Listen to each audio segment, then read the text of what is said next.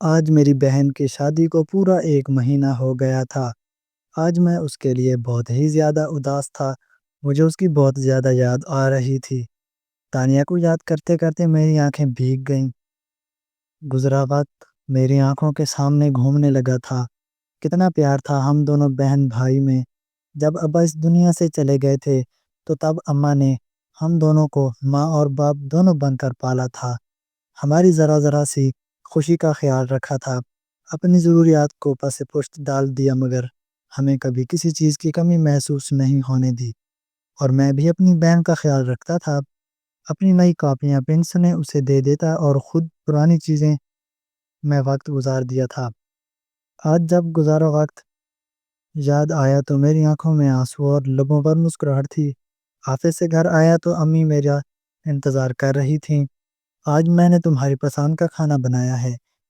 تم اور تانیہ دونوں کو بریانی پسند تھی۔ آج بریانی بناتے ہوئے مجھے تانیہ کی بہت زیادہ یاد آئی۔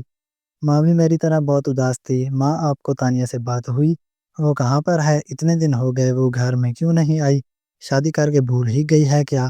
اسے ہماری یاد نہیں آتی؟ امی میری بات سن کر اداسی سے مسکرائی تھیں۔ ارے بیٹا، میں نے 2-3 بار فون کیا تھا، کال اسی کی ساس نے اٹھائی، کہنے لگی کہ وہ کسی کام میں مصروف ہے۔ دوسری بار بات کی تو کہنے لگی کہ وہ خاندان میں ایک دعوت پر گئی ہوئی ہے، واپس آئے گی تو اسے بول دوں گی کہ آپ کو کال کر دے۔ تم تو جانتے ہو اپنی بہن کو کہ اتنی لاپرواہ ہے، وہ ہر بات وہ بھول جایا کرتی تھی، مگر وہ شادی کے بعد ہمیں بھی بھول جائے گی، اس بات کا مجھے اندازہ تک نہیں تھا۔ بھلا ایک خیریت کا فون کال کرنے میں کیا جاتا ہے؟ امی تو مجھ سے بھی زیادہ دکھی تھیں۔ انہوں نے تانیہ سے شکوہ بھی کیا تھا۔ میں گہری سانس لے کر رہ گیا۔ امی مجھے اس گھر کا نمبر دیں، میں کال کرتا ہوں۔ آخر اتنے دن ہو گئے ہیں، نہ وہ ہم سے ملنے کے لیے آئی اور نہ ہمیں فون کیا۔ سب ٹھیک تو ہے؟ کہیں ایسا تو نہیں کہ اس کے گھر والے اس پہ زبردستی کر رہے ہوں، اسے ہم سے بات کرنے سے روک رہے ہوں؟ میرے دل میں شک کا ناگ بیٹھ گیا تھا۔ امی نے فوراً سے میرے خیال کی نفی کی تھی۔ ارے نہیں بیٹا، وہ تو بہت ہی زیادہ رکھ رکھاؤ والے لوگ ہیں، بہت ہی اچھے ہیں۔ ہماری تانیہ کو انہوں نے بیٹی بنا کر رکھا ہے، تبھی تو وہاں جاتے ہی ہم لوگوں کو بھول گئی۔ ان لوگوں نے اسے اتنا پیار دیا کہ اسے ہماری یاد ہی نہیں آ رہی۔ خیر تم کھانا کھاؤ، میں کل اس کے گھر جاؤں گی۔ میں نے اپنی بہنوئی کا نمبر ملایا، نمبر بند جا رہا تھا، اور پھر میں نے اس کے گھر کا نمبر ملایا تو اس کی ساس نے وہی بات کی۔ ارے وہ تو گھر پر نہیں ہے، دونوں میاں بیوی خاندان میں ایک دعوت پر گئے ہوئے ہیں، جیسے واپس آئیں گے تمہاری بات کروا دوں گی۔ بھلا یہ کیا بات ہوئی؟ جب بھی فون کرو وہ ایک ہی بات کہتی ہے۔ کل میں ان کے گھر جاؤں گا، تانیہ کو ڈانٹ دوں گا، اسے بولوں گا کہ ہم تمہارے لیے اتنا پریشان ہیں اور تمہیں ہمارا خیال تک نہیں آیا۔ اگلے دن میں آفس سے اٹھ کر تانیہ کے گھر کی طرف آ گیا تھا۔ 2 سال پہلے ہی میں ایک ملٹی نیشنل کمپنی میں جاب کرنے لگا تھا، یہاں میں نے مینیجر تھا۔ میری تنخواہ بہت ہی زیادہ اچھی تھی۔ میں اور امی تو بہت خوش تھے کہ اب ہمارے سارے خواب پورے ہو جائیں گے۔ تانیہ کی میں نے دھوم دھام سے شادی کی تھی۔ اس کی شادی غیروں میں ہوئی تھی۔ دراصل میری اور تانیہ کے خاندان والوں سے بنتی نہیں تھی، اور اس کی وجہ یہ تھی کہ ابو کے انتقال کے بعد کسی نے بھی ہمارا ساتھ نہیں دیا تھا، ہمارا حال حوال پوچھنے کی کوشش نہیں کی تھی، اور اب جب ہمارے حالات اچھے تھے تو سبھی رشتہ گانٹنے کی کوشش میں تھے۔ مگر میں نے امی کو صاف کہہ دیا کہ اب میں ان رشتہ داروں کے ساتھ کوئی تعلق نہیں رکھوں گا جنہوں نے ہمیں مشکل وقت میں اکیلا چھوڑ دیا تھا، اور یوں میری ضد میں تانیہ کی شادی غیروں میں کر دی گئی تھی۔ ہمارے لڑکے کے بارے میں جو بھی معلومات کروائی تھی، مجھے سب کچھ ٹھیک ہی بتایا گیا تھا۔ وہ دبئی جاب کرتا تھا اور میری بہن کو بھی شادی کے بعد اپنے ساتھ لے کر جانے والا تھا۔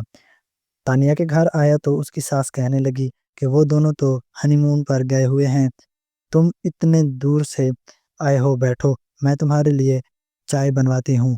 یہ سن کر میرا منہ کھلے کا کھلا رہ گیا تھا کہ تانیہ ہم سے مل کر کیوں نہیں گئی۔ غصے میں میں کچھ بنا کہے اور بغیر پانی پیے وہاں سے اٹھ کر آ گیا تھا۔ گھر آ کر امی کو بتایا، وہ بھی بہت ہی زیادہ اداس ہو گئی تھی۔ یہ لڑکی تو بہت بدل گئی ہے، بھلا اپنے سگے رشتوں سے اتنی جلدی کوئی کیسے دور ہو سکتا ہے؟ مگر نہ جانے کیوں مجھے دال میں کچھ کالا لگ رہا تھا۔ مجھے ایسے لگ رہا تھا جیسے کچھ ہے جو ہم سے چھپایا جا رہا ہے۔ مزید ایک مہینہ گزرا تو ہمیں آدھی رات کو تانیہ کے سسرال سے کال آئی۔ اس کی ساس نے روتے ہوئے ہمیں کال کی اور کہنے لگی کہ تانیہ کی موت ہو گئی ہے۔ یہ سن کر ہمارے پاؤں کے نیچے سے زمین نکل گئی تھی۔ اس وقت میں اور امی دونوں ہی جاگ رہے تھے۔ ہم دونوں مسلح پر بیٹھے ہوئے تھے۔ جب تانیہ کی ساس کا فون آیا تو کال امی نے اٹھائی تھی۔ اسپیکر پر ہونے کی وجہ سے میں نے بھی ان کی ساری باتوں کو سن لیا۔ اگلے دن جب ہم اس کے سسرال پہنچے، دیکھا کہ اس کا سارا جسم جل چکا تھا، صرف چہرہ بچا تھا۔ میں اور امی پھوٹ پھوٹ کر رو پڑے تھے۔ مجھے پورا یقین تھا کہ ان لوگوں نے میری بہن کو جان بوجھ کر مارا ہے، انہوں نے میری بہن کو جلایا ہے، مگر اس کی ساس کا کہنا تھا کہ وہ آدھی رات کو چائے لینے کے لیے کچن میں گئی تو گیس لیک ہونے کی وجہ سے اس کی موت ہو گئی۔ ہم نے اسے نہیں مارا۔ بھلا ہم اپنے خاندان کی عورت کے ساتھ ایسا کیسے کر سکتے ہیں؟ مجھے ان لوگوں پر یقین نہیں تھا۔ وہ لوگ مجھے قاتل لگ رہے تھے، اور اب میں نے فیصلہ کر لیا تھا کہ میں ان لوگوں سے انتقام لے کر رہوں گا۔ گھر آیا تو میں نے امی سے کہا کہ میں اس گھر کی لڑکی سے شادی کروں گا اور پھر اس کو بھی گھر میں قید کر کے رکھوں گا، اس کو بھی برباد کروں گا، اسے بھی کبھی خوش نہیں رہنے دوں گا۔ تب ان لوگوں کو احساس ہوگا کہ جو کچھ انہوں نے ہماری بیٹی کے ساتھ کیا ہے، اب وہی سب کچھ ان کی بیٹی کے ساتھ ہو رہا ہے۔ ہماری بہن کو تو انہوں نے ہم سے دور کر دیا، اس کی جان لے لی۔ آخر تانیہ نے کیا بگاڑا تھا؟ ہمارے پاس اس کا بات کا کوئی ثبوت نہیں تھا۔ میرا بہنوئی بھی دبئی واپس چلا گیا تھا۔ میں پولیس اسٹیشن گیا اور ان کے خلاف پولیس میں رپورٹ درج کروائی، مگر کوئی ثبوت نہ ہونے کی بنا پر پولیس نے میرا کیس خارج کر دیا تھا اور اس کو ایک حادثہ ہی قرار دے دیا۔ میں اتنی آسانی سے ہار ماننے والوں میں سے نہیں تھا۔ پھر ان کے خاندان کے بڑے لوگوں کو بیچ میں بٹھایا اور ان سے کہا کہ مجھے اس گھر میں شادی کرنی ہے، اپنی بہن کی موت کا انتقام لینا ہے۔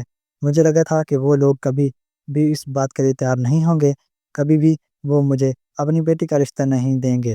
مگر میری حیرت کی انتہا نہیں رہی جب انہوں نے مجھے نہ صرف اپنی بیٹی دینے کا وعدہ کیا، بلکہ اس جمعہ کو نکاح کرنے پر بھی تیار ہو گئے تھے۔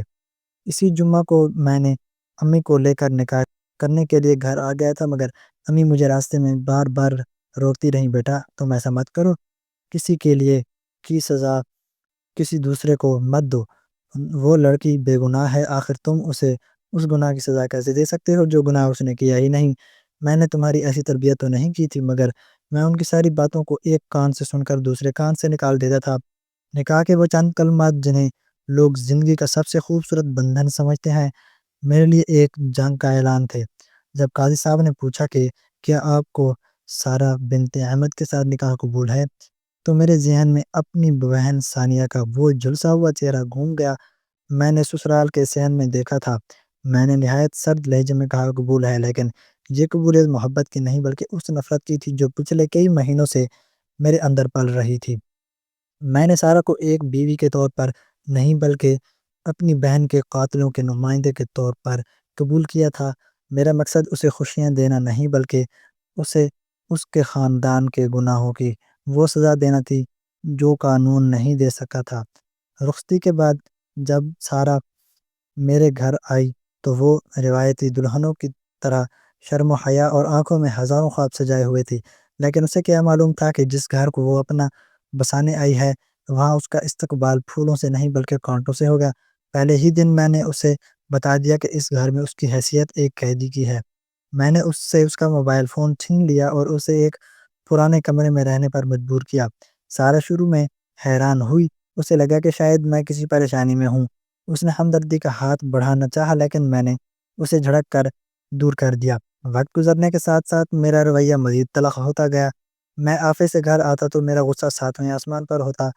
وہ پیاری سارا دن گھر کے کام کاج کرتی، امی کی خدمت کرتی، لیکن میں نے کبھی اسے سکون کا ایک سانس لینے نہیں دیا۔ وہ ہر وقت دہلی سہمی رہتی، میرے جوتوں کی آہٹ سنتے ہی اس کے رنگ پیلے پڑ جاتے اور وہ دیواروں سے لگ کر کھڑی ہو جاتی۔ مجھے اسے ڈرا کر ایک عجیب سا شیطانی سکون ملتا تھا۔ جب وہ روتی اور اس کی ہچکیاں بن جاتی تو مجھے لگتا کہ میں اپنی بہن تانیہ کا انتقام لے رہا ہوں۔ میں اسے دیکھ کر اکثر کہتا تمہارے خاندان نے میری بہن کو تڑپایا تھا، اب تم تڑپو گی۔ وہ معصومیت سے مجھے دیکھتی اور کچھ کہنے کی ہمت نہ پاتی۔ میں نے سارہ کو اس کے گھر والوں سے مکمل طور پر کاٹ دیا تھا۔ میرا ماننا تھا کہ اگر وہ اپنے مائکے والوں سے بات کرے گی تو اسے ذہنی سکون ملے گا، اور میں اسے سکون نہیں دینا چاہتا تھا۔ ایک دو بار میری ساس کا فون آیا۔ انہوں نے بڑی عاجزی سے پوچھا، بیٹا سارہ کیسی ہے، اسے بات کروا دو، لیکن میرے اندر چھپے انتقام نے مجھے اندھا کر دیا تھا۔ میں نے انہیں نہایت غلیظ زبان میں جواب دیا اور کہا، تمہاری بیٹی مر گئی ہے، ہمارے لیے دوبارہ یہاں فون مت کرنا۔ میں نے فون پٹخا اور سارہ کو دھمکی دی کہ اگر اس نے کسی بھی طریقے سے ان سے رابطہ کرنے کی کوشش کی تو میں اس کا حال تانیہ جیسا کر دوں گا۔ مہینے گزرتے گئے، نہ اس کے گھر والے ملنے آئے اور نہ ہی میں نے اسے جانے دیا۔ مجھے کبھی کبھی حیرت ہوتی تھی کہ یہ کیسا خاندان ہے، کیا انہیں اپنی بیٹی کی ذرا بھی فکر نہیں؟ کیا وہ اتنے بے حس ہیں کہ ایک بار بھی دیکھنے نہیں آئے کہ ان کی بیٹی کس حال میں ہے؟ میرا یہ شک وہ لوگ ظالم ہیں۔ مزید پختہ ہو گیا۔ مہران، تانیہ کا شوہر، تو پہلے ہی دبئی بھاگ گیا تھا۔ پیچھے یہ بوڑھی عورت اور اس کے رشتہ دار تھے جنہیں میں تڑپتا ہوا دیکھنا چاہتا تھا۔ شادی کے کچھ عرصہ بعد سارہ حاملہ ہو گئی۔ یہ خبر سن کر امی تو بہت خوش ہوئیں۔ انہوں نے سارہ کا خیال رکھنا شروع کر دیا، لیکن میرے دل میں ایک اور ہی منصوبہ چل رہا تھا۔ میں نے سوچا کہ اب یہی وقت ہے ان لوگوں کو اصل تکلیف پہنچانے کا۔ میں جانتا تھا کہ ایک حاملہ عورت کو سب سے زیادہ اپنے میکے اور ماں کی ضرورت ہوتی ہے۔ میں نے سارہ کو تیار ہونے کا حکم دیا۔ وہ سبھی کے سمجھی کہ شاید میں اسے ڈاکٹر کے پاس لے جا رہا ہوں یا گھمانے، لیکن جب میں نے اسے اس کے سسرال کے دروازے پر اتارا تو اس کی آنکھوں میں خوف کی لہر دوڑ گئی۔ میں نے اسے وہاں چھوڑ دیا اور اس کی ساس سے کہا، یہ تمہاری امانت ہے، اسے سنبھالو۔ امی نے گھر میں بہت ہنگامہ کیا۔ وہ روئیں چلائیں، بیٹا وہ اس حال میں ہے، اسے اپنے اپنوں کی ضرورت ہے، تم اسے اس جہنم میں کیوں چھوڑ آئے ہو؟ لیکن میں نے اپنی ضد کے آگے کسی نہ کسی کی نہ سنی۔ میں چاہتا تھا کہ وہ لوگ سارا خرچہ اٹھائیں، اس کی بیماری اور حالت حمل کے مسائل جھیلیں، تاکہ انہیں اندازہ ہو کہ کسی کی بیٹی کا بوجھ اٹھانا اور پھر اسے کھو دینا کیا ہوتا ہے۔ سارا کو وہاں گئے 6 مہینے گزر گئے۔ ان 6 مہینوں میں نے ایک بار بھی اس کی خیر خبر نہیں لی۔ پھر ایک دن خبر ملی کہ اللہ نے اسے بیٹے سے نوازا ہے۔ میں اندر سے خوش ہوا کہ میرا وارث آیا ہے، لیکن میرا تکبر اور انتقام کی آگ اب بھی ٹھنڈی نہیں ہوئی تھی۔ میں نے سوچا کہ ابھی اسے مزید وہاں رہنے دوں تاکہ وہ لوگ بچے کا بوجھ بھی اٹھائیں اور تانگ آ جائیں۔ ایک دن سارہ کا فون آیا۔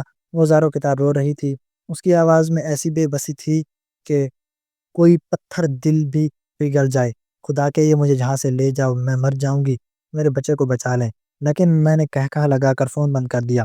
میں اسے تڑپتے ہوئے دیکھ کر خوش ہو رہا تھا۔ اسی طرح مزید 1 سال گزر گیا۔ اسی دوران نہ میں نے سارہ کو دیکھا اور نہ اپنے بیٹے کو۔ کبھی کبھی رات کو مجھے اپنے بیٹے کی معصوم صورت کا خیال آتا تو دل تڑپ اٹھتا۔ آخر ایک باپ کا دل تھا، کب تک سخت رہتا۔ ایک دن میرا دل بہت بے چین ہوا۔ میں نے سوچا کہ آج جا کر دیکھتا ہوں کہ میرے بیٹے نے کسی کی شکل پائی ہے اور وہ لوگ کس حال میں ہیں۔ میں جب سارہ کے گھر پہنچا تو وہاں کا منظر دیکھ کر میرے ہوش اڑ گئے۔ گھر کا صدر دروازہ کھلا ہوا تھا اور میں خاموشی سے اندر داخل ہوا۔ صحن کے ایک کونے میں میرا 1 سال کا بیٹا زمین پر پڑا رو رہا تھا۔ اس کے کپڑے اتنے گندے تھے کہ پہچاننے نہیں جا رہے تھے۔ اس کے چہرے اور ہاتھوں پر مکھیاں بھنک رہی تھیں اور وہ بھوک یا پیاس سے نڈال ہو کر سسکیاں لے رہا تھا۔ اسے اٹھانے والا کوئی نہ تھا۔ میں دوڑ کر اپنے بیٹے کے پاس گیا اور اسے سینے سے لگایا۔ میرا خون کھولنے لگا۔ پھر میری نظر سارہ پر پڑی۔ وہ کچن کے باہر زمین پر بیٹھی بڑے بڑے پتیلے دھو رہی تھی۔ اس کا لباس جگہ جگہ سے پھٹا ہوا تھا۔ اس کی رنگت جو کبھی گلابی ہوا کرتی تھی اب زرد ہو پڑ چکی تھی اور وہ ہڈیوں کا ڈھانچہ بن گئی تھی۔ قریب ہی اس کی ماں کرسی پر بیٹھی اسے گندی گالیاں دے رہی تھی اور کہہ رہی تھی، جلدی ہاتھ چلا کام چور، تیرے باپ نے جہاں کوئی جاگیر نہیں چھوڑی۔ میں غصے سے پاگل ہو گیا۔ یہ کیا ہو رہا ہے یہاں؟ میں نے دھاڑ کر پوچھا۔ میری آواز سن کر سارہ نے سر اٹھایا۔ مجھے دیکھتے ہی اس کی آنکھوں سے آنسو کا سیلاب بہہ نکلا۔ وہ بھاگ کر آئی اور میرے پیروں میں گر گئی۔ مجھے یہاں سے لے جائیں، یہ لوگ مجھے مار ڈالیں گے۔ میں نے غصے سے اس کی ماں کی طرف دیکھا اور کہا، تم اپنی سگی بیٹی کے ساتھ یہ سلوک کر رہی ہو؟ دوستو، اس کو ایسا سلوک کرنا چاہیے تھا۔ وہ بہت برا سلوک کر رہی تھی اپنی سگی بیٹی کے ساتھ۔ کیا کوئی ایسا کرتا ہے؟ کیا تمہیں ذرا بھی شرم نہیں آتی؟ تب سارا نے وہ سچ بولا جس نے میری زندگی کی بساط پلٹ دی۔ یہ میری سگی ماں نہیں ہے، اس نے سسکیوں کے درمیان بتایا۔ میں یتیم ہوں، یہ میرے باپ کی دوسری بیوی ہیں اور میں ان کی پہلی بیٹی ہوں۔ میرے ابا کے انتقال کے بعد انہوں نے مجھ پر زمین تنگ کر دی تھی۔ انہوں نے میرا نکاح آپ سے صرف اس کے لیے کیا تھا کہ مجھ سے جان چھوٹ جائے اور انہیں پورا بوجھ اٹھانا پڑے۔ جب آپ نے مجھے یہاں چھوڑا تو انہوں نے مجھے ایک نوکرانی بنا کر رکھ دیا، میرے بچے کو دودھ تک نہیں دیتے۔ یہ میرا سر چکرا گیا۔ جس لڑکی کو میں نے ظالم سمجھ کر انتقام کا نشانہ بنایا وہ خود دنیا کی سب سے مظلوم لڑکی تھی۔ میں نے ایک ایسی روح کو پامال کیا جو پہلے ہی زخموں سے چور تھی۔ دوستوں میں بہت پریشان ہو گیا، مجھے کچھ سمجھ نہیں آ رہا تھا۔ میں نے سارا سے وہیں رو رو کر معافی مانگی۔ میں کتنا بڑا گنہگار تھا، میں نے ایک یتیم کا حق مارا، اسے دکھ دیا اور اسے اسی جہنم میں واپس بھیج دیا جہاں سے وہ نجات پانا چاہتی تھی۔ میں نے اسی وقت اسے اور اپنے بیٹے کو وہاں سے نکالا اور اپنے گھر لے آیا۔ گھر آ کر میں نے سارا کی بہت خدمت کی، اس سے معافی مانگی اور اسے وہ مقام دیا جس کی وہ حقدار تھی۔ تب ایک رات سارا نے مجھے تانیہ کی موت کا وہ سچ بتایا جو آج تک چھپا ہوا تھا۔ آپ کی بہن تانیہ کو اسی عورت نے جلایا تھا، سارا نے کانپتی آواز میں بتایا۔ تانیہ کو معلوم ہو گیا تھا کہ اس کی ساس گھر کے زیورات چوری کر کے اپنے بھائیوں کو دے رہی ہے۔ تانیہ نے جب آواز اٹھائی تو اس عورت نے اسے راستے سے ہٹانے کے لیے گیس لیک کر کے اسے آگ لگا دی۔ میں نے اپنی آنکھوں سے اسے تڑپتے دیکھا تھا لیکن میں مجبور تھی، انہوں نے مجھے جان سے مارنے کی دھمکی دی تھی۔ میرا دماغ گھوم رہا تھا، میں نے فیصلہ کیا کہ میں ابھی جاؤں گا اور اس عورت کا گلا گھونٹ دوں گا۔ میں انتقام کی آگ میں دوبارہ جلنے لگا، لیکن جیسے میں گھر سے نکلنے لگا میرا فون بجا۔ یہ ان کے پڑوس سے ایک جاننے والے کا فون تھا۔ احمد بھائی، آپ کے سسرال میں قیامت ٹوٹ پڑی ہے، شارٹ سرکٹ کی وجہ سے گھر میں آگ لگ گئی اور اس عورت کو اپنی دونوں سگی بیٹیاں کمرے میں محصور ہو کر زندہ جل گئیں۔ وہ عورت اب سڑک پر بیٹھ کر پاگلوں کی طرح ہنس رہی ہے اور رو رہی ہے۔ میں نے فون بند کیا اور زمین پر بیٹھ گیا۔ سارا میرے پاس آئی اور میرا کندھا تھپ تھپا کر بولی، دیکھ لیں قدرت نے آپ کا انتقام لے لیا۔ جو آگ اس نے تانیہ کے لیے جلائی تھی اس آگ نے اس کا اپنا سب کچھ راکھ کر دیا۔ اب آپ سکون کر لیں کیونکہ اللہ کی لاٹھی بے آواز ہے۔ آج میں سارا اور اپنے بیٹے کے ساتھ ایک خوشحال زندگی گزار رہا ہوں، لیکن میرے دل میں آج بھی وہ کسک باقی ہے کہ میں نے ایک معصوم کو اپنے غصے میں پھینٹ چڑھایا ہے۔ میں نے سیکھ لیا کہ انتقام کبھی انسان کو سکون نہیں دیتا، سکون صرف معافی اور عدل الہی پر بھروسہ کرنے میں ہے۔ تانیہ کی روح کو آج سکون مل گیا ہوگا کیونکہ مجرم اپنے انجام کو پہنچ چکے تھے اور اس کا بھائی اب ایک ظالم نہیں بلکہ ایک محافظ بن چکا تھا۔ ایک دن اللہ نے مجھے اپنی رحمت سے نوازا، اس نے مجھے بیٹی عطا کی۔ تب میرے اندر کا ضمیر مجھے جھنجھوڑنے لگا، میں بری طرح ڈر گیا تھا کہ کہیں قدرت مجھ سے میرے گناہ کا حساب اس ننھی سے جان کے ذریعے نہ لے۔ مجھے راہ راہ کر وہی خیال ستا رہا تھا کہ جو رویہ میں نے کسی کی بیٹی کے ساتھ رکھا تھا، کل کو اگر وہی سب کچھ میری بیٹی کے ساتھ ہوا تو میں جیتے جی ہی مر جاؤں گا۔ مکافات عمل کا تصور مجھے لرزا رہا تھا، میرا سانس پھولنے لگا اور میں وہیں ہسپتال کے ریڈور میں دیوار سے لگ کر بیٹھ گیا۔ مجھے لگ رہا تھا کہ میں نے جو ظلم سارا پر کیے تھے اب ان کا سایہ میری بیٹی کے نصیب پر پڑے گا۔ میں اسی عالم خوف میں سارا کے پاس گیا جو ابھی ہوش میں آئی تھی۔ اسے دیکھتے ہی میری ہمت جواب دے گئی اور میں اس کے بستر کے پاس بیٹھ کر چھوٹے بچوں کی طرح پھوٹ پھوٹ کر رو پڑا۔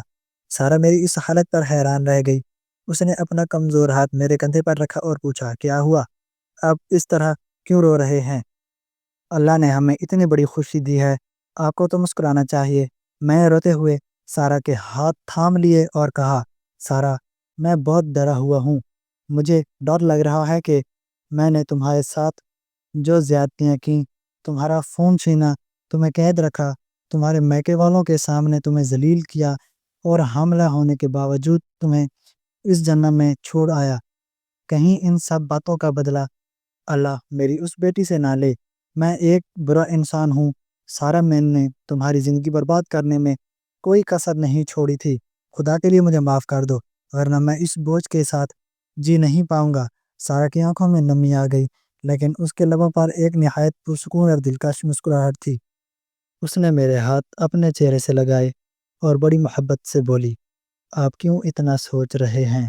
میں نے آپ کو اسی دن معاف کر دیا تھا جس دن آپ مجھے اور میرے بیٹے کو اس جہنم سے نکال کر لائے تھے۔ اللہ بہت غفور رحیم ہے، وہ کبھی کسی بے گناہ کو سزا نہیں دیتا۔ اگر اللہ نے چاہا تو ہماری بیٹی کے نصیب بہت اچھے ہوں گے اور وہ اپنی زندگی میں ہر وہ خوش دیکھے گی جس کا ہم نے تصور بھی نہیں کیا۔ میں نے حیرت سے اسے دیکھا تو وہ مزید کہنے لگی، میرے پیارے شوہر، حقیقت تو یہ ہے کہ آپ نے میرے ساتھ کچھ بھی غلط نہیں کیا تھا، وہ سب تو قدرت نے میرے نصیب میں لکھا تھا۔ وہ آزمائش تو مجھے جھیلنی ہی تھی، بلکہ آپ نے تو میری زندگی سنوار دی ہے۔ اگر آپ تانیہ کا بدلہ لینے کے بہانے مجھے اپنے گھر نہ لاتے تو میں آج بھی ان ظالموں کے گھر میں ایک لاوارث نوکرانی بن کر سسک رہی ہوتی۔ آپ نے مجھے عزت دی، گھر دیا اور ماں بننے کا مان دیا۔ اب اس ڈر کو اپنے دل سے نکال دیں اور اپنی بیٹی کا استقبال مسکراہٹ سے کریں۔